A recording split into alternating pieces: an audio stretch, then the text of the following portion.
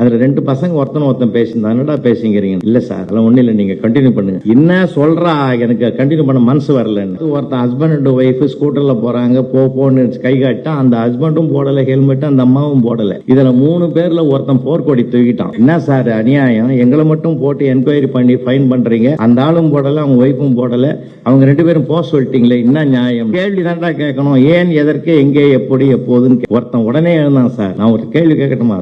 கேள்றா ராஜ், நீங்க எப்ப சார் ரிட்டையர்மெண்ட் கேட்டான். சார் என்ன கணக்கு நமக்கு நம்ம நாட்டில் இப்ப நிறைய பேர் கணக்கு தொடங்கியிருக்கோம்.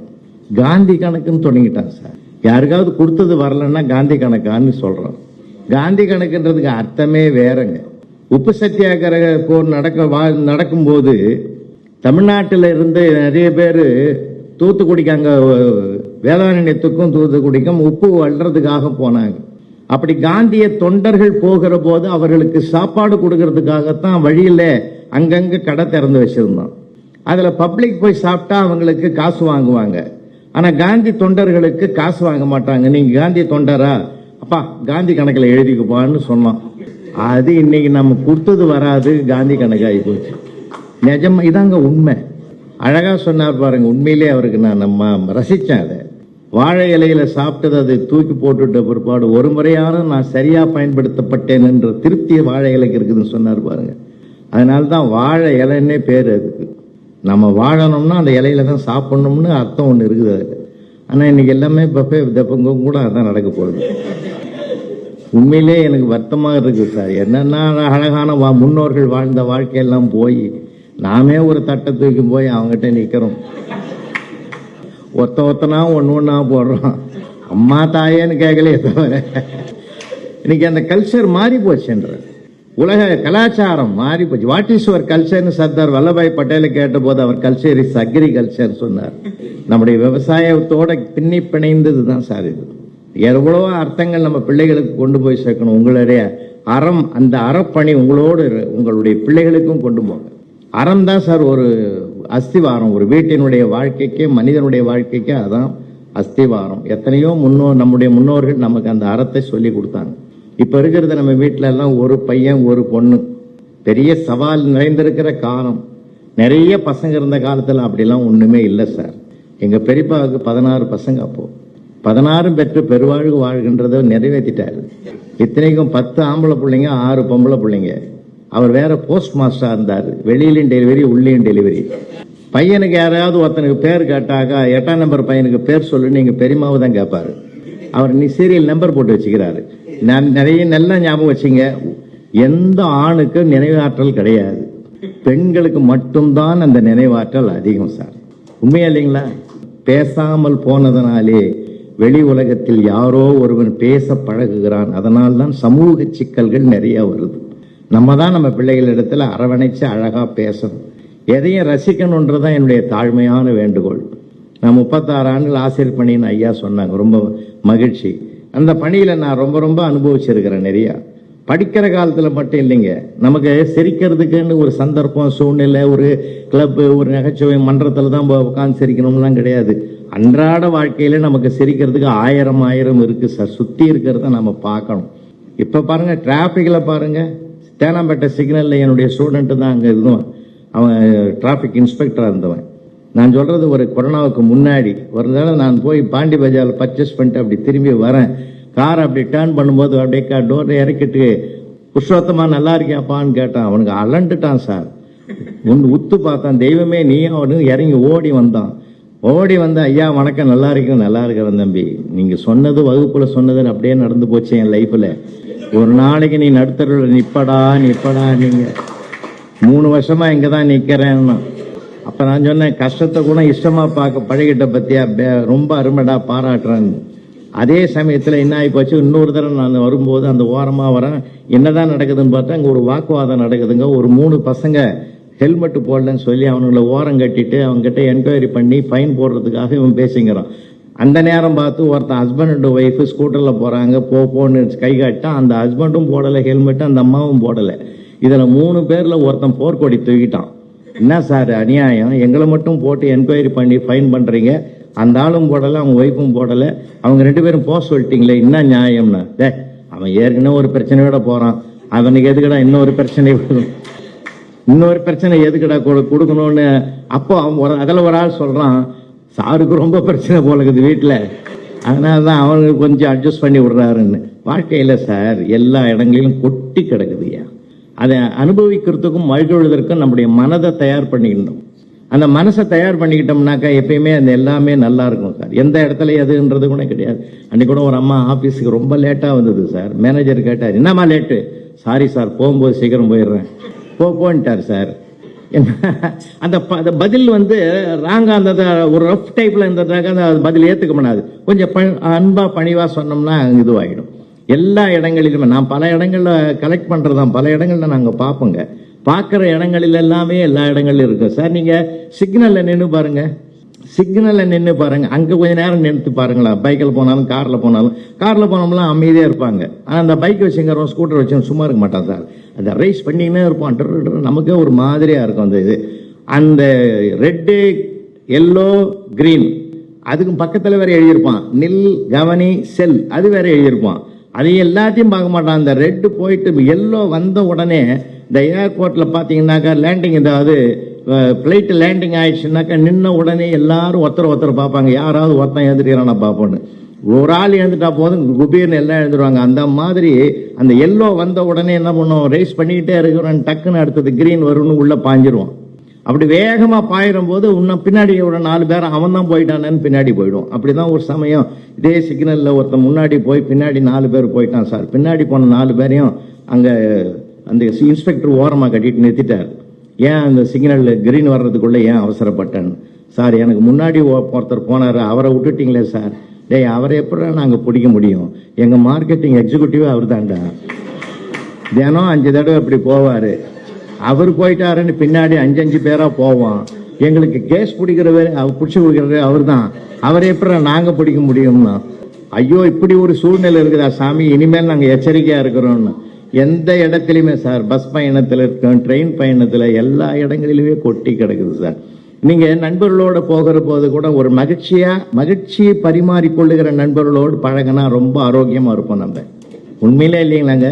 எப்போ பார்த்தாலும் துன்பத்தையே பேசி, நடந்த கதை என்ன தெரியுமா, அது தெரியுமா, இது தெரியுமா, இதெல்லாம் லாஸு, அதெல்லாம் நடந்து போச்சு, இனிமேல் நடக்க போறதை பேசணுமே தவிர நடந்ததை பேசி நேற்றையது என்பது நிஜம் இல்லை, நாளையது என்பது நிச்சயம் இல்லை, இன்று இருப்பது நிஜம். சந்தோஷமாக வாழ பழகிவிட்டால் வாழ்க்கையே மிக மிக ஒரு சிகரத்தை தொட்ட வாழ்க்கையாக இருக்கும். எதுக்குமே வருத்தப்படக்கூடாது சார். என்னுடைய பணிவான கருத்து அதுதான். வருத்தப்பட்டு மட்டும் என்ன ஆக போகுதுங்க? ஒன்றும் ஆக போறது இல்லை. லாஸ்ட் மந்த் கும்பகோணம் போயிருந்தேன் சார். அதே மாதிரி ரோட்டரி கிளப்புக்கு தான் போயிருந்தேன். ரோட்டரியில் ஒரு ஜெயின் இருக்காருங்க கும்பகோணத்தில். அந்த ஜெயின் சார் தான் என்னை கூப்பிட்டுருந்தார். அங்கே போனதும் எனக்கு இந்த ரோட்டரியில் நிறைய நண்பர்கள், ஐயா கண்ணா சாரு, நான் சாரு, நம்ம ஒளிவண்ணன் சார்லாம் எனக்கு ரொம்ப ரொம்ப வாட்ஸ்அப்பில் தொடர்பில் இருக்கிறவங்க. அப்போ நாங்கள் சார் கூப்பிட்டாருன்னு சொல்லிட்டு போனாங்க. டைம் நிறையா இருந்தது. எங்கள் வீட்டு அம்மா சொல்லிச்சு, கும்பேஸ்வரர் கோயில் பெரிய கோயிலையா போய் தரிசனம் பண்ணிட்டு வான்னு. சரின்னு ஒரு அர்ச்சனை தட்டு வாங்கி போய் ஒரு கடையில் வாங்கினா அதில் பழம் இருக்குது, தேங்காய் இருக்குது, பூ இருக்குது, முக்கியமாக இந்த வெத்தலை பாக்கு இல்லை. ஏன் தம்பி முக்கியமான ஆச்சே வெத்தலை பாக்கு அது இல்லையடா? 3வது பெட்டி கடையில் போய் கேளுங்க சார், என்கிட்ட ஸ்டாக் தீர்ந்து போச்சுன்னு. அவங்ககிட்ட போய் ஒரு 5 ரூபா நோட்டை கொடுத்து, தம்பி 2 வெத்தலை பாக்கு கொடுப்பா 5 ரூபாய்க்குன்னு. 2 பாக்கும் 2 வெத்தலையும் வச்சான் சார். கூட 2 வெத்தலை வைக்கக்கூடாதா தம்பின்னு. நான் படிக்கிற காலத்தில் நீ கூட 2 மார்க் போட்டிருந்தீங்கன்னா நான் ஏன் இந்த கடை வைக்கிறேன்னா சார், நான் ஏன் இந்த கடை வைக்கிறேன்னா எனக்கு பகீர்னு ஆகிப்போச்சு. கும்பகோணத்தில் நான் எப்படா வேலை செஞ்சேன், நீ எங்கடா என்கிட்ட படிச்சேன்னு. குரோம்பேட்டையில் உங்ககிட்ட படித்தேன் அப்படின்னா. குரோம்பேட்டையில் படித்தவன் ஏன்டா கும்பகோணத்தில் கடை, எங்கள் சித்தப்பா புண்ணியத்தில் கடை வச்சு கொடுத்தாரு, நான் பண்ணி கடை வச்சு இந்த வாழ்க்கையை நடத்திங்கிறேன்னா. எங்கே போனாலும் அப்படி தான் சார். சில நேரங்களில் சில இடங்களில் அப்படி அமையும். கோயிலுக்கு உள்ளே போனங்க எல்லாம் உள்ளே போயிட்டு தரிசனம்லாம் பண்ணும்போது அதில் நமக்குன்னு சில கொஞ்சம் மனசில் இருக்கும் இல்லை, என்னதான் இருந்தாலும் செலவு பண்ணும்போது கொஞ்சம் சிக்கனமாக பண்ணுவோம் இல்லை. ஒரு ஐயர் தட்டில் போடுறதுக்குன்னு ஒரு 5 ரூபா நோட்டை ஒரு ஓரமாக மடித்து வச்சு 50 ரூபா, 100 ரூபா, 200 ரூபா, 500 ரூபாயெல்லாம் அப்படியே வரிசையாக வச்சுருந்தேன். உள்ளே போன உடனே அப்பப்போ இந்த செல்லு வர எடுத்து வைக்கும்போது எல்லாமே ஜிக்ஜாக மாறி போச்சு. மாறி போன உடனே ஐயர் தட்டோட வந்தாருங்க. அவருக்கு அந்த 5 ரூபாய் தேடுறதுக்குள்ள அவரு டென்ஷன் ஆகி எதிர்பக்கம் போட்டார். எதிர்பக்கம் போய் ஒரு ஆளுகிட்ட நிக்கிறாரு, தீபாரதனை காட்டிங்கிறாரு. அந்த நேரம் பார்த்து அந்த 5 சிக்கிட்டுது. அது எடுக்கிறதுக்குள்ள முன்னாடி இருந்த 500 வேகமா வெளியேறிடுது. வேகமா வெளியேறி 3வது அந்த ஆள் எங்க நிக்கிறாரு ஐயர், அவருடைய காலில் போய் விழுந்ததுங்க. அந்த ஆள் பார்த்துட்டோம், இது நம்மது இல்லை, நமக்கு எதுக்குடான்னு சொல்லி அந்த 500 எடுத்து ஐயர் தட்டுல போட்டான். ஐயர் என்ன சொன்னார், இங்கேயே இருந்து ஈஸ்வரன் கழுத்தில் இந்த மாலையை கொண்டாந்து அவனுக்கு போட்டாரு. 500 என்னது, ஆண்டவனுடைய சகல மரியாதையும் அவனுக்கு. அப்பதான் மனசுல நினைச்சுக்கணும், யார் யாருக்கு எப்பப்ப என்னென்ன கொடுக்கணும்னு இறைவன் நினைக்கிறானோ அப்பப்ப அதாவது அவங்களுக்கு கிடைச்சே தீரும்ன்ற சத்தியத்தை தான், தர்மத்தை தான் நாங்க பார்த்தோம். எனக்கு லாஸ் ஆகி போச்சேன்னு நினைக்கல நான், ஆனா இதுதான் உண்மைன்றத நான் நினைச்சேன். நான் உபனிஷதம் பகவத்கீதை எல்லாத்தையும் உள்வாங்கணும். ராமாயணம் மகாபாரதம்லாம் தலைகீழ் பாடம் எல்லாமே. அதனால நான் அப்போ ஏன்னா சில மனிதர்களை புரிஞ்சுக்கிறது ரொம்ப ரொம்ப கஷ்டங்க. உபனிஷதம் தான் சொல்லுது, நாம் எதுவாக மாற வேண்டும் என்று சதா நினைக்கிறோமோ நாம் அதுவாகவே மாறுவோம். எண்ணங்கள் தான் வாழ்க்கை. சிகரத்தை தொடணும்னு நினைச்சா தொட்டே தீருவோம். முடியும் சார். அதுக்கான முயற்சியும் பயிற்சியும் இருந்தால் கண்டிப்பா எட்டும். அது அந்த நோக்கம்தான் மிக மிக முக்கியமானது. அதனால்தான் வெள்ளத்தனையை மலநீட்டம் மாந்தறதும் உள்ளத்தனையது உயர்வுன்னார். எதையுமே நம்ம ரசிக்க பழகணும். ரசிக்க பழகிட்டுன்னு வச்சுங்களேன், எல்லா இடங்களிலும் நாம தான் சார் ஜெயிப்போம். குற்றம் பாக்கின்னு சுற்றம் இல்லைன்னா குறைகளே யாருக்கு குறைகள் இல்லை, எல்லாருக்கும் குறை இருக்குது சார். எனக்கு இல்லையா குறை? வாழ்க்கையில் நம்ம எவ்வளோ குறைகள் இருக்குது, நம்ம அறியாமலே வருது இல்லை குறைகள். 2019 சிங்கப்பூர்ல லிட்டில் இந்தியாவில் என்னுடைய தலைமையில பிரம்மாண்டமான பட்டிமன்றம், தமிழர் திருநாள். அருமைச்சந்திரன் ஒரு நண்பர் இருக்கார், இன்னைக்கு அங்கதான் இருக்கார். ஒரு கப்பல் தொழில் அதிபர். அவர் என்னுடைய நெருங்கிய நண்பர். நாகப்பட்டினத்திலிருந்து அங்க போனவர். அவர் என்ன பண்ணாரு, நாங்க வந்த உடனே கொரோனா ஸ்டார்ட் ஆயிடுது. இன்டர்நேஷனல் லெவல்ல எல்லா பிளைட்டையும் நிறுத்திட்டோம். ஒன்றில் அவங்க ஊர்ல இருந்து ஒருத்தர் நம்ம சென்னையில ஹாஸ்பிட்டல் அட்மிட் ஆயிருக்கிறார் சார். பெரிய ஹாஸ்பிட்டல்ல 3rd ஃப்ளோர்ல 303வது ரூம்ல இருக்கிறாரு. நான் வர முடியாது, எப்படியாவது கொஞ்சம் நீங்க போய் பார்த்துட்டு வாங்க என் சார்பா அப்படின்னார். நான் என்ன பண்ணேன், பழமுதிர்ச்சோலையில நிறைய பழமெல்லாம் வாங்கின்னு ஒரு பை நிறைய எடுத்துக்கின்னு அந்த ரூம் திறந்துக்குதோ, நம்ம டிஸ்டர்ப் பண்ணுமோ என்ன பண்றதுன்னு யோசனை பண்ணின்னு போனேன். கதவு லேசா திறந்துருந்தது. பரவாயில்லன்னு உள்ள போன உடனே பெட்ல படுத்திருந்தாலும் அல்லறி அடிச்சு எழுணும். இந்த மாதிரி பதறி பதறி தான்டா இந்த மாதிரி உடம்பு கெடுத்துக்கின்னு வந்து நிக்கிற, படு, கவலையே படாத, படு, பதற்றப்படாத. என்ன இல்ல சார், அது எதையும் பேசாத, உன்னை பத்தி முழு ஹிஸ்டரியும் அருமைச்சந்திரன் சொல்லிட்டாருன்னு படுத்துட்டான் சார். போன ஆப்பிள் எடுத்தும்போது ஒரு ஆப்பிள் எடுத்து கழுவி தோல் சீவி பீஸ் பீஸா போட்டு 2 கொடுத்து 2 நாள் ஆச்சு அட்மிட் ஆகி மாத்திரை மருந்தெல்லாம் கொடுத்து இப்போ ஹார்ட் பெயின் எப்படி இருக்குதுன்னு. ஹார்ட் பெயின் இருக்கிறவன் இசிஜி எடுக்க போய்க்கிறான் அப்படின்னாரு. அப்படின்னா நீ யாருன்னு அந்த ஆளுக்கு கூட 2 நாளா துணைக்கு நின்று நின்றேன். அவர் எழுந்து போன உடனே பெட்டு காலி ஆகுதுன்னு பட்டேன் அப்படின்னு. இதை முதல்ல சொல்றது, நான் தான் ஆரம்பிச்சேன், எல்லாம் தெரியும் சொன்னேன். இது தெரியுமா உனக்குன்னா? அதனால அறியாமையினால, நமக்கு தெரியாமையினால பல சிக்கல்கள் குறைபாடுகள் நமக்கே இருக்கும் சார். குறைகளே நம்ம பார்த்து இருந்தா நிறைகள் வருவதற்கு வாய்ப்பே இல்லை. அதையும் ரசனையா ரசிச்சுட்டு போக வேண்டியதுதான், வேற வழி இல்லை. இன்னைக்கு கால ஓட்டம் அப்படி இருக்குதுங்க. ஏன்னா அன்னைக்கு கூட ஒரு அம்மா அத்தை சொல்லுமா, மாமியார் உட்காந்துங்கிறது மருமக கிராஸ் பண்ணி கிச்சனுக்கு போகுது. அம்மாடி கிச்சனுக்கா போற? ஆமா அத்தை, அந்த பாலை சிம்ல வைமா, சிம்மு 1 சிம்மு 2 கேட்டுது. ஏன்னா இன்னைக்கு இருக்கிற எல்லாமே படித்த பிள்ளைகள். உலகம் விஞ்ஞான ரீதியில போய்கிட்டு இருக்குது. இப்பெல்லாம் ஒரு சகஜமான மனோபாவம் அமைய பெற்றால்தான் வாழ்க்கை சுகமான பயணமா இருக்கும். அதுக்கு இது இன்பம் இது துன்பம்னு பார்த்துருந்தா வேலைக்கே ஆகாது சார். நான்லாம் பார்த்தீங்கன்னா என்னுடைய வீட்டில் பண்டலா பேப்பர் வச்சிருக்கேன் சார். என்னுடைய ஸ்டூடெண்ட் கூட ஒருத்தர், யாரு பேர் சொன்னீங்களே, இப்போ கூட வீடியோ காலில் போட்டு கொடுத்தாரு, துருவாசரா. அவர் 1976 எங்கட படிச்சிருக்கிறார். எங்க ஸ்ரீபெரும்புதூர்ல படிச்சிருக்கிறார். இப்போ நான் 72 தான் நான் அங்கே ஜாயின் பண்ணேன். நான் 72 ஜாயின் பண்ணி ஃபர்ஸ்ட் முத பாடம் எடுக்கிறேன். நான் பாடம் எடுக்கும்போது நான் கேட்டேன், இப்படிதான் ஆரம்பிச்சேன் சார் லெசனு. எப்படின்னா, ஒரு புவியீர்ப்பு சக்தி பூமிக்கு இருக்குதுன்னு கூட யாரு நியூட்டன் கண்டுபிடிச்சாருன்னா, என்னைக்கு அவர் கேள்வி கேட்டார், இந்த பழம் ஏன் மேல போகல, கீழே ஏன் வந்ததுன்னு கேள்வி கேட்டார். அது ஆன்சர் ஆச்சு.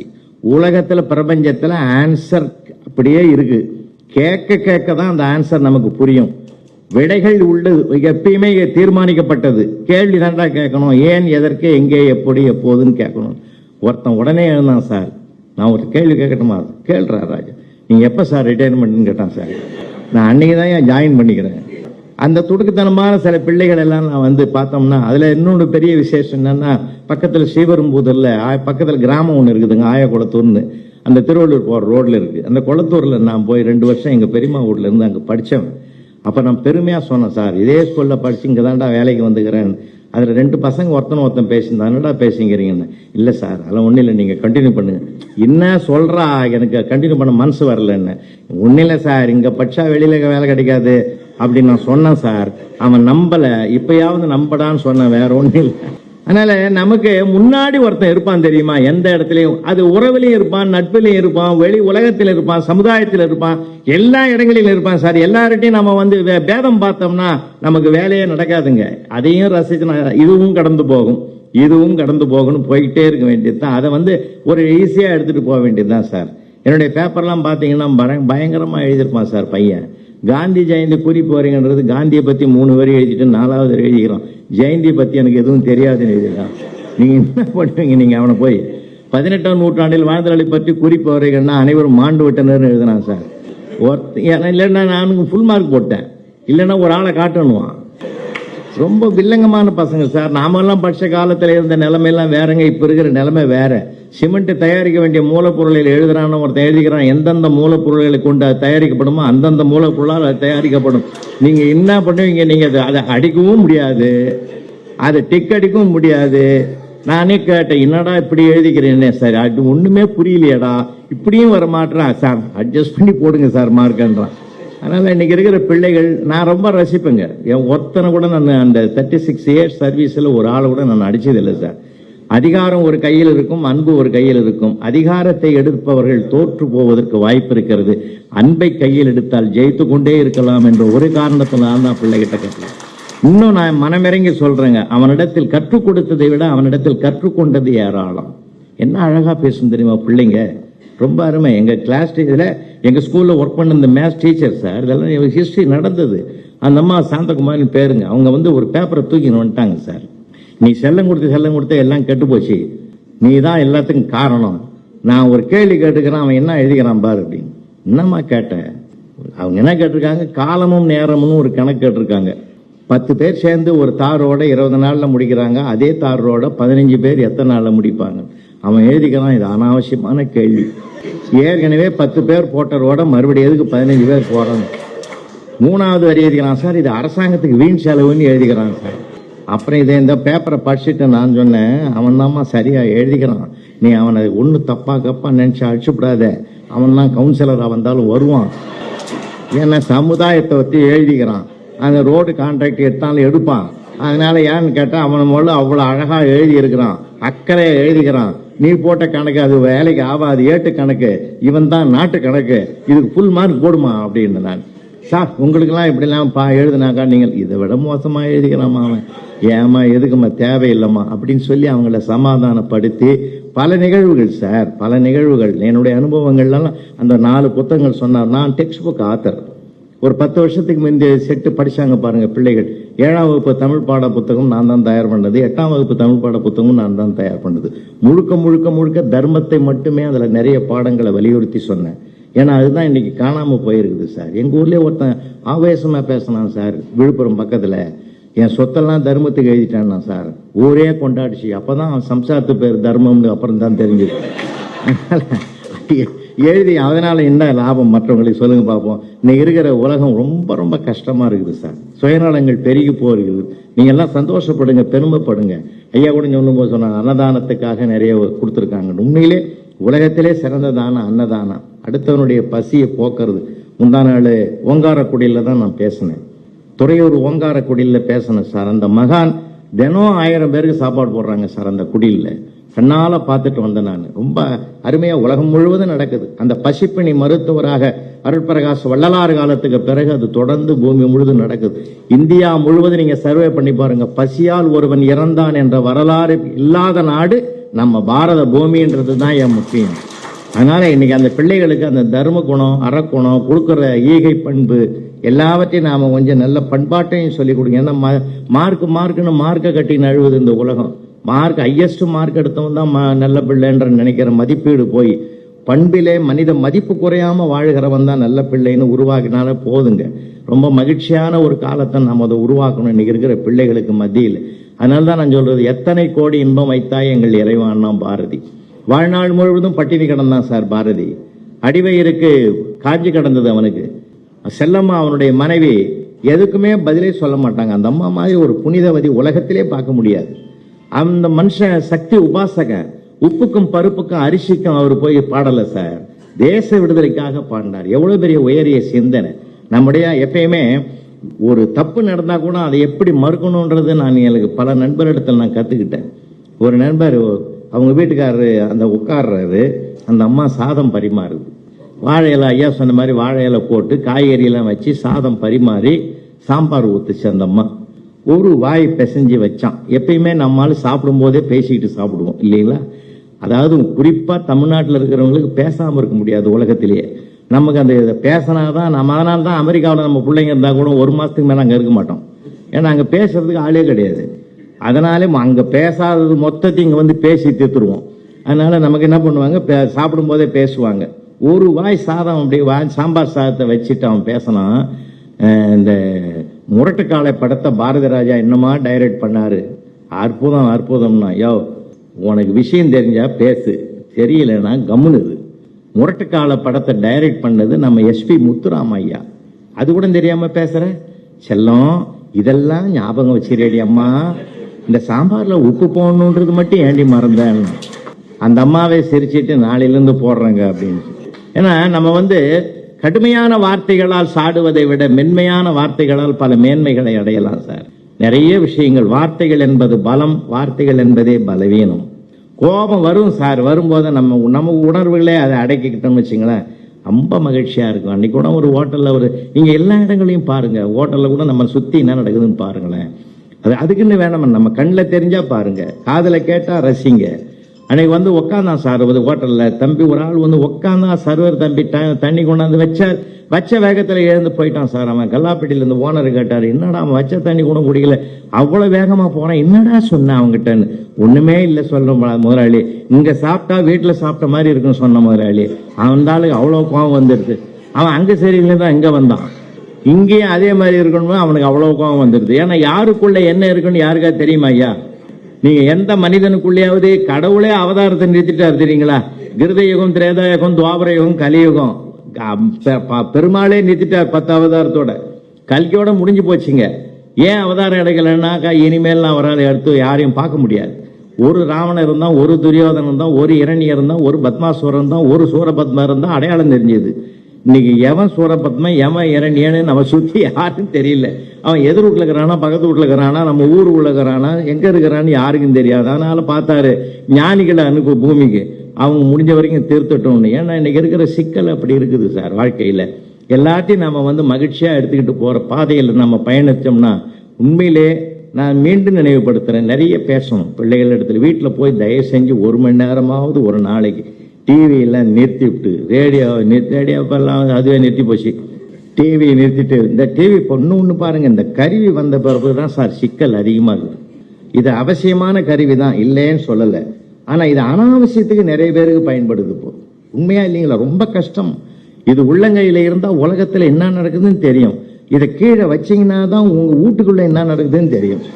நம்ம வீட்டுக்குள்ளே என்ன நடக்குதுன்னு தெரியாமல் உலகத்தை ட்ரம்ப் பற்றி நமக்கு என்ன அவசியங்குது? இன்னைக்கு என்ன அறிக்கை விட்டாரு ட்ரம்ப், அது எதுக்கு நமக்கு தேவையில்லை.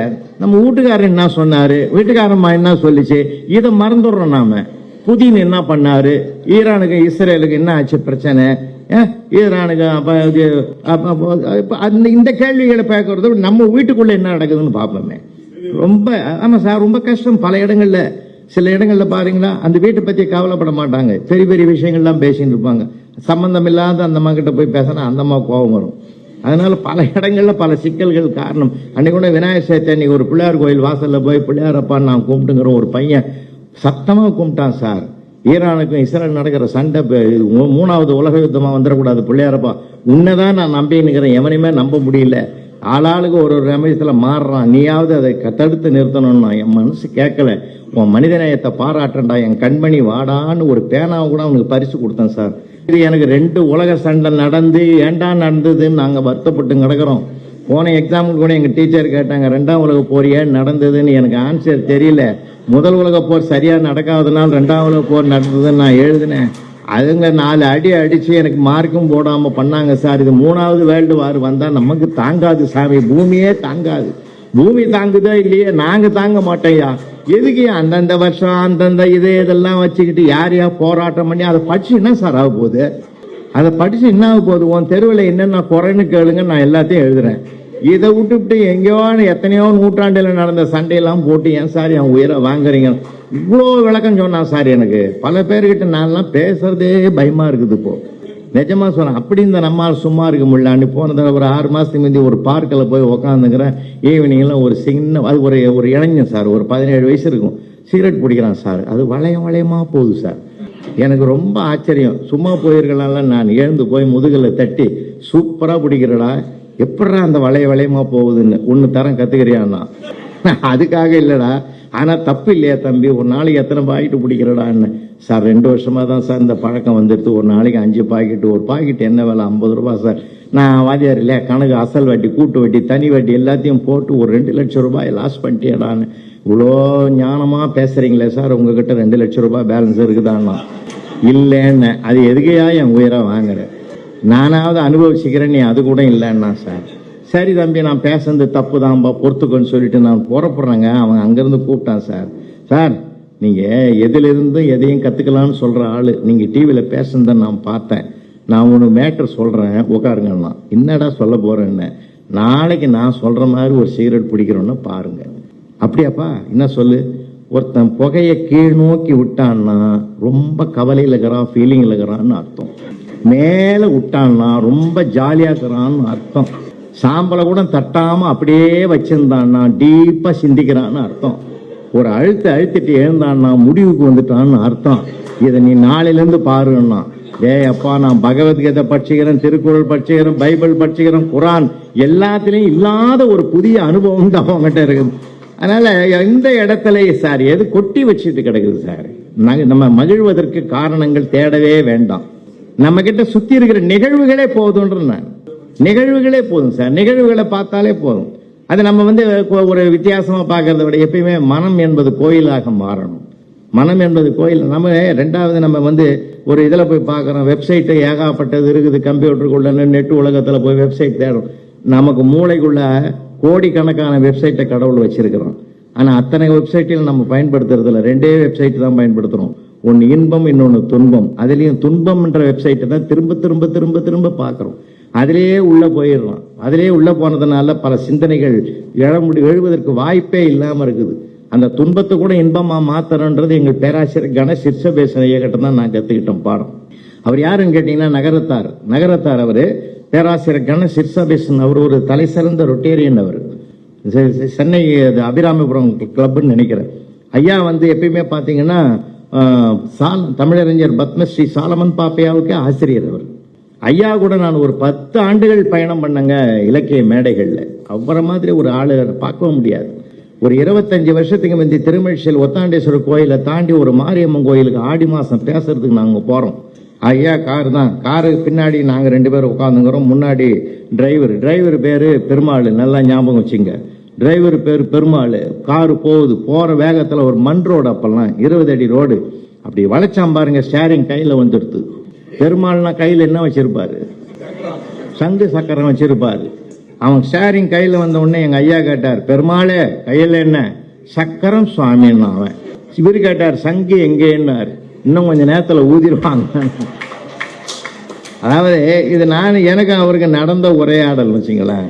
அப்பதான் நான் கேட்டேன், என்ன உயர கையில் பிடிச்சி போற நேரத்தில் இப்படி விளையாடுறீங்களே என்ன?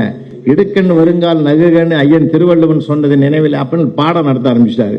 அதனால வாழ்க்கையில 2 கலந்தது தான் வாழ்க்கை. உறவுகள் கிடைக்கிறது ரொம்ப பெரிய விஷயம் சார். உறவுகளையும் நம்ம அரவணைச்சும் போகணும். எப்படின்னா உறவுகளையும் பேதம் காட்டுவோம்னா. நான் என்ன கேட்கறேன்னா, வாழ்வது ஒரு முறை, இனி அடுத்த முறை வருவோமா போவோமா, இதே அம்மா அப்பாவுக்கு, இதே உறவுக்கு, இதே அண்ணன் தம்பிக்கு, இதே மாமா மச்சானுக்கு உறவா வருவோமான்னு யாரும் எழுதி வைக்க முடியாது. இந்த பிறகு உண்மை இருக்கிற வரைக்கும் நம்ம சந்தோஷமா வாழ்வோம், மகிழ்ச்சியை பரிமாறிக்குவோம். அவன் கேட்கட்டா போறாங்க, நம்ம கேட்போமே எப்படி இருக்க, நல்லா இருக்கிறேன்னு கேட்போமே. இன்னொருத்தன் வணக்கம் வைக்கணும்னு நம்ம எதிர்பார்க்கறத விட நாம வணக்கம் வச்சிருவோமே, தானா சரண்டர் ஆயிடுவான் சார் அவன். எதுக்குமே நாம ஒரு முன்னுதாரணமாக மாறணுன்றதுதான் எனக்கு பணிவான ஒரு கருத்து. நாம நாம எதிர்பார்க்கறத விட எதிர்பார்ப்பு இருக்கிற போது சில ஏமாற்றங்களை சந்திக்க வேண்டியிருக்கும். எதிர்பார்ப்பே இல்லைன்னு வச்சுங்க, இறைவன் கொடுக்கிற நேரத்தில் கொடுத்துக்கிட்டே இருப்பான் சார். நம்முடைய இயல்பான பாதையில நடந்துகிட்டே இருந்தோம்னா வாழ்க்கை மிக மிக மகிழ்ச்சியாக இருக்கும். அதனால தான் எப்பயுமே ஒரு சிறப்பு நம்ம கிட்ட நாம தான் தேடிக்கணும். அதனாலதான் உள்ளம் பெருங்கோயில் ஊனுடம்பு ஆலயம்னார் திருமூலர். நம்முடைய உள்ளத்தை கோயிலாக்கணும். அதுல கோயில்ல வெளியில கர்ப்ப கிரகத்துல கடவுள் இருக்கிறானோ இல்லையோ, வீட்டில் இருக்கிற அம்மா அப்பா தான் முதல் கடவுள் என்பதுதான் நம்முடைய முன்னோர்கள் சொல்லி வைத்த மிகப்பெரிய செய்தி. உறவுகளை அரவணைப்போம். உறவுகள் அப்படிதான் சார் இருப்பான், நிறைய இடங்கள்ல இருப்பான் சார். அப்படிலாம் நம்ம பிள்ளைகளை நல்லா வளர்க்கணும்னு தான் நான் அங்கே போற இடங்கள்லாம் சொல்லுவேன். நல்ல வார்த்தைகள் சொல்லி கொடுக்கணும் சார். சர்வீஸில் இருக்கும்போது 2003 என் தம்பி முறையாக போகணும். அங்கே மதுரைக்கு பக்கத்தில் இறந்துட்டான் சார். இறந்த உடனே மனசு கேட்கல, ஃப்ளைட்டில் போய் ஏர்போர்ட்டில் இறங்கி மாற்று தாவணிக்கு போய் ஒரு மலர் மாலை வாங்கி போய் அவனுக்கு போட்டுட்டு, ஒரே பையன் பிஎஸ்சி செகண்ட் இயர் படிக்கிற பையன் கதறி கதறி எழுதான் சார். எனக்கு மனசு கேட்கல, நானும் கலங்கி நிற்கிறேன். அப்படியே எழுந்தான் சார். என்னை கட்டி பிடிச்சிக்கன்னு சொன்னான் சார். பெரியப்பா நீ எல்லாம் இருக்கும்போது அப்பா போயிட்டாரு. நீங்க சிரிக்கிறீங்க, நான் 15 நாள் மெடிக்கல் லீவ் போட்டு வேலைக்கே போகல சார். நான் உலகம் பூரா நல்லா பேசணும்னு சொன்னா அவன் எனக்கே பெரிய ஆயுதம் போடுறான். அதனால நமக்கு எப்படி ஒரு ஷாக் வருமா? வராதா சார்? வார்த்தைகள் என்பது இனிமை சேர்க்கணும் இல்லையா? நம்ம வீட்டில் பூனை குட்டி போடுது இல்லைங்களா? நம்ம பூனை குட்டி போட்டது நிறைய பேர் பார்த்துருக்கிறோம். குட்டி டிரான்ஸ்ஃபர் பண்ண தெரியுங்களா? ஒரே இடத்துல வச்சிருக்காது. அது வாயாலே கவ்வியும் போய் இன்னொரு இடத்துல வைக்கும். ஒரு மூட்டை சந்தில் வைக்கும், இன்னொரு மூட்டை சந்தில் கொண்டு போய் வைக்கும். இடத்த மாற்றிக்கிட்டே இருக்கும். ஆனால் அதே குட்டிகளுக்கு பசிக்குதுன்னா எலியை பிடிக்கும், எலி செத்து போகுது. குட்டியை தூக்குறதும் அதே வாய் தான், எலியை பிடிக்கிறதும் அதே வாய் தான். எப்ப வன்மையை கையாளணும், எப்ப மென்மையை கையாளணும் ஒரு பூனைக்கு தெரிஞ்ச ரகசியம் அறரை படைத்த மனிதனுக்கு தெரியாத இருக்கிறது. ரொம்ப வருத்தப்படும். நான் சில இடங்கள்ல என்ன கடுமையா இருக்குன்னு தெரியுமா? நீங்க ஒரு 25 வருஷத்துக்கு முந்தைய புழல் ஜெயிலுக்கு போன, தப்பா நினைக்காதீங்க, பேசுறது தான்.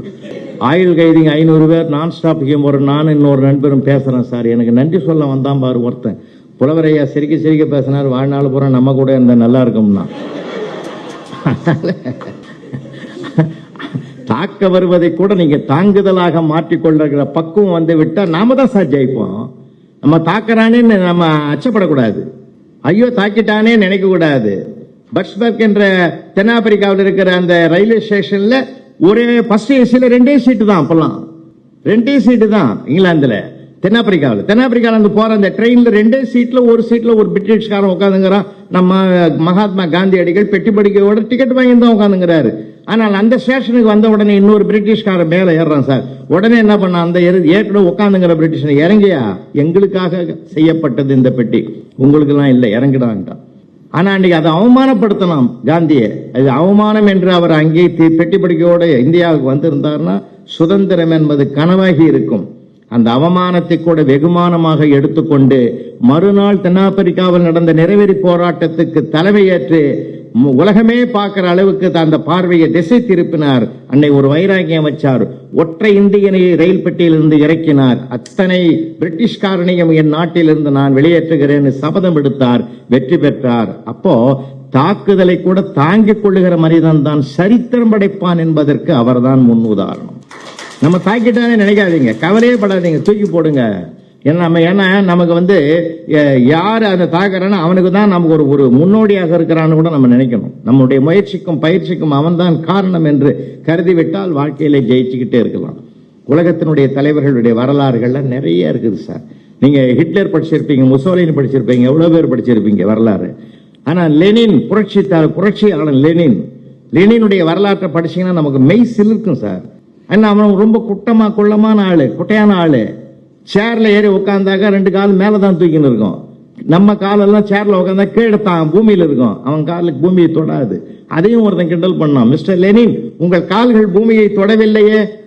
சிரிச்சுக்கிட்டே சொன்னான் லெனின். அதனால என்ன, என் கைகள் வானத்தை தொடுகிறது பாருன்னா. எவ்வளவு ஒரு மன உறுதி பாருங்க. அந்த மன உறுதியை தருவது நாம ரசனையாக ரசிப்பது தான் வாழ்க்கையில். அதுக்குதான் எப்பயுமே சிரிப்பு என்பது இறைவன் கொடுத்திருக்கிற மிகப்பெரிய வரம். ஏன்னா அது எல்லாருக்கும் கிடையாது. எந்த விலங்குகளுக்காவது இருக்குதா?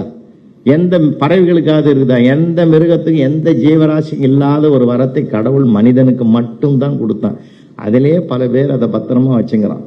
வாழ்நாள் சில பேர் கேட்குறான் சார், நான் ஏன் எதிர்க்க கேட்டோம், நான் எப்பயாவது சிரிச்சு பார்த்துக்கிறேன். அடா பாவி, இப்படி ஒரு குவாலிஃபிகேஷன் வச்சுங்கிறானே. சிரிக்கிறது என்பது நம்ம சொத்து சார், நம்முடைய மிகப்பெரிய சொத்து. அதனால தான் சொல்றேன், எல்லாத்தையும் நம்ம ரசிக்கணும் சார், எல்லாத்தையும் ரசிக்கணும். வாணியம்பாடியில் பேசி முடிச்சுட்டு பாயிண்ட் டு பாயிண்ட் பஸ்ஸில் ராத்திரி 1:30 மணிக்கு வரேன் சார். யாரோ ஒருத்தர் டிக்கெட் வாங்கல போலுது, அந்த கண்டக்டர் மௌனமாக பார்த்துருக்கலாம். ஒரு வார்த்தை அவனும் உயிரை கையில் பிடிச்சின்னு வரான், அம்மா வேகத்தில் வருது.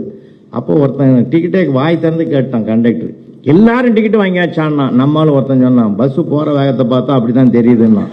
ஏன்னா அவன் என்ன கேட்டான், இவன் என்ன சொல்கிறான் பாரு. எல்லா இடங்களிலுமே இருக்கிறது சார், வாழ்விலும் இருக்கிறது, தாழ்விலும் இருக்கிறது, நம்ம சுற்றி அறிவில் இருக்குது, அறியாமையில் இருக்குது, எல்லாமே இருக்குது. இந்த காலம், இந்த நூற்றாண்டில் நாங்கள் படுற பாடு பெரும்பாடு. அந்த காலத்தில் ஒரு ஆங்கிலத்தில் ஒரு வார்த்தை புரியலைன்னா, அர்த்தம் தெரியலன்னா தமிழில் ஒரு வார்த்தை சொல்லி அதை புரிய வச்சாங்க. இப்போ தமிழில் ஒரு வார்த்தைக்கு அர்த்தம் தெரியலன்னா இங்கிலீஷில் சொல்லி தான் அவனுக்கு புரிய வைக்கிற காலம் தலைகீழ வந்துட்டோம் இப்போ நாம். அதனால தான் தமிழ் அவன் எழுதுறது தமிழா இன்னான்னே தெரியாது சார். அது கூட நான் சென்ட்ரலில் பார்த்துருக்கிறேன் சார். பேப்பர் வேல்யூஷன்லாம் நாங்கள் போவோம். நான் ஒரு தடவை கும்பகோணத்தில் பேப்பர் வேல்யூஷன் நடக்குது. நான் தான் சீஃப் எக்ஸாமினர். நான் என் கீழே 10 பேர் பேப்பர் திருத்துறான். நான் சொன்னேன், இது நாகர்கோயில் பார்டர்லேருந்து வந்துக்கிற பேப்பர்ரா, அப்பப்போ அந்த மலையாளம்லாம் கொஞ்சம் கலந்துருக்கும், கேரளா பார்டரு, அதனால அது அவன் இதெல்லாம் கலந்துருக்கும், தமிழும் மலையாளம் கலந்துருக்கணும், நீங்கள் தமிழில் படித்து புரிஞ்சு டிக் அடிச்சு அதுக்கு தகுந்த மாதிரி மார்க்கை போடு அட்ஜஸ்ட் பண்ணினேன். சரின்ட்டாங்க சார். 3வது ரோவிலேருந்து ஒரு ஆள் சாருன்னா, நான் இப்போ தானே சொல்லி முடித்தேன், அதுக்குள்ளேயா சந்தேகம், அட்ஜஸ்ட் பண்ணி போடு, ஒன்றும் கவலை இல்லைன்னு. 2 நாள் பேப்பர் திருத்தி ஓடிச்சுங்க. 3வது நாள் பியூனு அங்கேருந்து அந்த ஒவ்வொரு ஹாலாக தேடிக்கின்னு வரான். சார் 2 நாளாக மலையாள பேப்பர் கட்ட காணோம், அது எங்கே இருக்குதுன்னு தெரியல, எல்லா இடத்துலையும் தேடின்னு வரேன்னு. எனக்கு பகீர்னு ஆகி போச்சு. இந்த ஆள் சந்தேகம் கேட்டான்னு நினச்சி அங்கே போகிறேன். நிஜமாவே மலையாள பேப்பர் தான் சார் திருத்தின்னுக்கிறான் அவன். நான் கேட்டேன், உனக்கு மலையாளம் தெரியுமான்னு. தெரியாது. நீ தானே சொன்ன அட்ஜஸ்ட் பண்ணி போடுன்னு. அதை நான் நல்லதாக எழுதியிருந்தான்னா அப்படியே டிக் அடிச்சு 1, 2, 1 அப்படிலாம் அட்ஜஸ்ட் பண்ணி தான் போட்டேன். இந்த மாதிரி அனுபவங்கள்லாம் எங்களுக்கு நிறையா இருக்குது சார். பேப்பர் வேல்யூஷனில் பல இடங்கள் இருக்கு. நானே பேப்பர் திருத்திருக்கேன். எனக்கு ஒருத்தன் ரோமன் லெட்டர் 2ன்னு போட்டுட்டு 3வது நம்பர் கேள்வி நம்பர் போட்டு எழுதிக்கிறான் சார். கர்த்தரே, இந்த பேப்பர் திருத்தொரு பக்கத்தில் அமரும், அவர்கள் செய்த பாவங்களையும் பொறுத்தருளும். நானடா பாவம் பண்ணேன்? அவன் பண்ண பாவத்தை என் மேலே ஏற்றிட்டான் சார். அவர் பண்ண பாவங்களை எல்லாம் பொறுத்தருளும். அவர் திருக்கரங்களினால் எங்களுக்கு மார்க்க அள்ளி போடுமாறு நீங்கள் ஆவணம் செய்ய வேண்டும். பரமமண்டலத்திற்கும் பரமபிதாவே, உன்னையே நான் நம்புகிறேன். பெருமானே, அவருக்கு அருள் பாலி. எனக்கு அவர் மார்க்க அள்ளி போடுவது போல அவர் பிள்ளைகளுக்கும் மார்க்க அள்ளி போடுமாறு நீ செய்ய வேண்டும். ஆமீன் அப்படின்னு எழுதிக்கிறான் சார். இது ஒரு ஆன்சர் மாதிரியே எழுதி வச்சுக்கலாம்.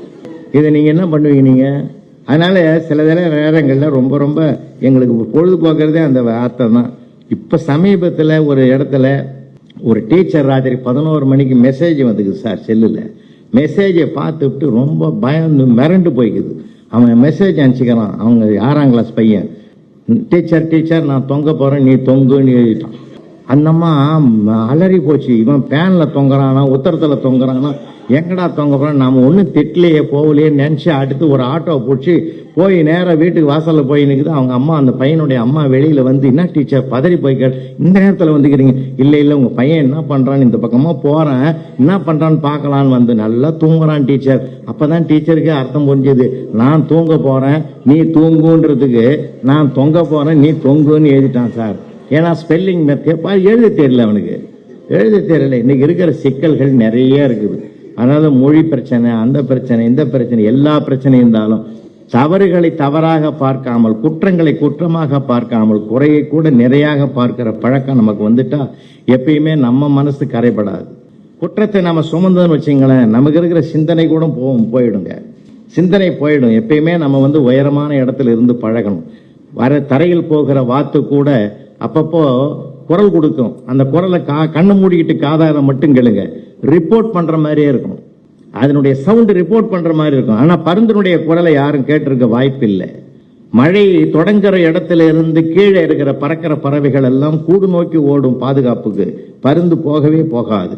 எங்கே மழை தொடங்குகிறதோ அதற்கு மேலே சென்று தன் பயணத்தை தொடர்ந்து போகக்கூடிய சிறப்பு இந்த பருந்துக்கு இருக்கிறதுன்னா, நம்ம ஏசுவார் ஏசட்டும், பேசுவார் பேசட்டும், அதற்கும் மேலே உயர்ந்த பறந்து போல நம்முடைய பணியிலே நாம சிறப்பாக செயல்படுவதற்கு நம்மை தயார்படுத்திக் கொண்டால் வாழ்க்கை முழுவதும் நமக்கு வெற்றி வந்து சேர்ந்து கொண்டே இருக்கும். யாரை பற்றி எவரும் கவலைப்பட வேண்டிய அவசியமில்லை. உள்ளம் சத்தியத்துக்கும் தர்மத்துக்கும் கட்டுப்பட்டு இருக்குமானால் அவருடைய பாதையில் யார் குறுக்கிட்டாலும் குறுக்கிடுவன் தோற்பானே தவிர நேர்வழியில் செல்பவன் நிமிர்ந்துதான் என்றைக்கும் வெற்றியை தொடுவான் என்றால் இதுதான் சத்தியமான உண்மை. அந்த உண்மையை நோக்கி நாம பயணப்படுவோம். மகிழ்ச்சியாக இருப்போம், கலகலப்பாக இருப்போம். ஒரு பெரிய நிறுவனருடைய தலைவரை பார்த்து ஒருத்தர் கேட்டார், நீங்கள் வெற்றி பெற்றுக் கொண்டிருப்பதனால் தான் மகிழ்ச்சியாக இருக்கிறீர்கள். இல்லை இல்லை, நான் மகிழ்ச்சியாக இருப்பதனால் தான் வெற்றி பெற்றுக் கொண்டிருக்கிறேன். அதுதான் நிஜமான உண்மை. அதுதான் சார் உண்மை. நம்ம ஹாப்பியா இருந்தோம்னாக்கா அடுத்தது என்ன சிந்தனைன்னு வரும். பிள்ளைகளோடு பேசுங்க, வீட்டில் மனைவியோடு மகிழ்ச்சியா இருங்க, பாராட்டுங்க. ஒருத்தருக்கு ஒருத்தர் பாராட்டு என்பது உலகத்திலே தலை சிறந்தது. ஒரு நண்பரை பாராட்டுங்க, அவருடைய தொழில் வளர்த்தல பாராட்டுங்க. ஒருவரை நீங்கள் பாராட்ட தொடங்கினால் உங்களை பாராட்ட 2 பேரை இறைவன் ஏற்பாடு செய்வான். அந்த கடவுள் நம்பிக்கையோடு நாம வாழ்க்கையில பயணப்பட்டோம்னா என்றைக்குமே வெற்றி வகையை நாம் தான் சூடிக்கொண்டிருப்போம். உலக வரலாறெல்லாம் பாத்தீங்கன்னா நம்ம தலைவர்கள், நம்ம நாட்டுக்குன்னு ஒரு பெரிய சிறப்பு இருக்குதுங்க. இது புண்ணிய பூமின்னு சொல்லுவோம் நம்ம, இல்லைங்களா? அதுவும் பாரதத்திலே இந்தியாவிலே தென்னாட்டுக்குன்னு ஒரு தனி மதிப்பு உண்டு. வடநாட்டுக்கு நீங்க போனீங்கன்னா எல்லா மன்னர்கள் வாழ்ந்த மாளிகைக்கு அடையாளம் இருக்கும். தென்னாட்டில் பல்லவனுக்கோ சோழனுக்கோ பாண்டியனுக்கோ சேரனுக்கோ அவன் வாழ்ந்த வீட்டுக்கு அடையாளமே கிடையாது. அவன் கட்டிய திருக்கோயில்களுக்கு மட்டும்தான் அடையாளம் இருக்கிறது என்றால் அப்படி ஒரு புண்ணிய பூமியிலே நாம பிறந்திருக்கிறோம். நம்மை சார்ந்தவர்களை எல்லாம் மகிழ்ச்சி படுத்துவோம். கடவுள் நம்மையும் மகிழ்ச்சியாக வைத்திருப்பான். எல்லா இடங்களிலும் இருக்கிறது. விதண்டாவாதம் பேசுறவங்க கிட்ட இருந்து கூட நம்ம கீமுறை எடுத்துக்கலாம் சார். அன்னைக்கு ஹோட்டல்ல போய் உட்காரோம், ஒருத்தன் வந்துட்டு என்ன இருக்குதுன்னா, இன்னைக்கு என்ன ஸ்பெஷல்னா, ஸ்பெஷல் தோசை தான் ஸ்பெஷல்னா, அதுல என்ன ஸ்பெஷல்னா சர்வர் சொன்னாரு இன்னைக்கு போட்டது சாருன்னா. அவனும் ஒரு மனுஷன் தானே சார், அவனும் மனுஷன் தானே. நிறைவாக இப்படி சொல்லி நான் நிறைவு செய்யறேன். எந்த இடத்திலுமே வாக்குவாதங்கள் வளர வளர சுவையான அனுபவங்களாக நமக்கு மகிழ்ச்சி கொடுக்கக்கூடியதாக அதை நாம் எடுத்துக்கொண்டால் நம்முடைய மனதே பக்குவப்படும். மனிதனை தீர்மானிப்பது மனம்தான். மனம்தான் மனிதனை தீர்மானிக்கிறது. அந்த மனதில் தோன்றுகிற எண்ணங்கள் தான் அவனுக்கு வாழ்க்கையாக மாறுகிறது. எண்ணங்கள் தான் சொற்கள் ஆகிறது. சொற்கள் தான் செயல்களுக்கு காரணமாக இருக்கிறது. 6ஆம் கிளாஸ் படிக்கிற பையன் மறக்கவே மாட்டேன் என் வாழ்க்கையில. பக்கத்துல நின்னா சார், ஸ்டாஃப் ரூம்ல உட்காந்து பேப்பர் தித்திங்கிறேன். வேற ஒரு பேப்பர் தித்திங்க வந்தான், கை கட்டினா. கை கட்டாதுன்னு எத்தனை தடவை சொல்லிக்கிறேன், நேரா நில்லு. சரி சார் நிக்கிறேன் சார். இப்ப எதுக்கடா நிக்கிறேன்னு. ஒன்னும் இல்லை சார், இந்த பள்ளிக்கூடத்துல நீங்க ரொம்ப நல்லவர்னு எல்லாம் பேசிக்கிறாங்க, அதுக்கு என்னப்பா அவசியம் திடீர்னு சொல்ற? அதெல்லாம் ஒன்னும் இல்லை சார், ஒன்னும் இல்லை சார். நீங்க நேற்று எனக்கு பேப்பர் திருத்தி கொடுத்தீங்கல்ல, அதுல 33 மார்க் போட்டுக்கிறீங்க சார். உங்க பொன்னான கையால ஒரு 2 போட்டீங்கன்னா என் வம்சத்திலே பாஸ் பண்ண சந்தோஷம் வந்துடும்னா. இது எந்த வம்சமோ, சூரிய வம்சமோ சந்திர வம்சமோன்னு நினைச்சு நான் மனசுக்குள்ள பயந்தேன். அந்த நேரம் பார்த்தா அவனை சப்போர்ட் பண்றதுக்கு இன்னொருத்தன் வந்துட்டான் சார். என்னடா ஐயா கிட்ட பேசுற, அவர் யார் தெரியுமா? டிவிலாம் வருவார், ரேடியோவில் பேசுவார், உலக நாடுகள்லாம் போறாரு. அவரை போய் டேய் நான் போய் ஐயாவை பற்றி இது பண்ணுடா, அவர்கிட்ட 2 மார்க் கேட்டியா? அவர் தகுதின்னா பெருமைன்னா போய் 2 கேட்கிறேன்.